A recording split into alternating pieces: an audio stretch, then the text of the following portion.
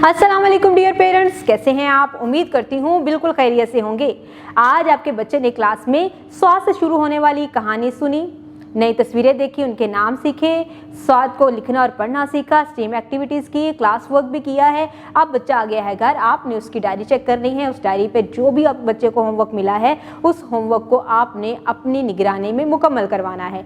बच्चों से पूरे दिन की रूटीन पूछें, बच्चों से पूछे उसने कहानी कैसे पढ़ी, कैसे उसको टीचर ने सुनाई, उसके बाद उसका रिस्पॉन्स क्या था, कौन कौन सी ऐसी एक्टिविटीज़ थी जो उसको मज़े की लगी, जिस पर उसने बहुत कुछ सीखा, और कौन सी एक्टिविटी है जिसमें उसका दिल बिल्कुल भी नहीं लगता। इस तरह से आपको अपने बच्चे की पसंद और नापसंद के बारे में भी पता चलेगा और आपका बच्चा आपके साथ जब बातें कर रहा होगा तो आपको भी उसकी बातें सुनने में बहुत ही इंजॉय कर रहे होंगे आप भी।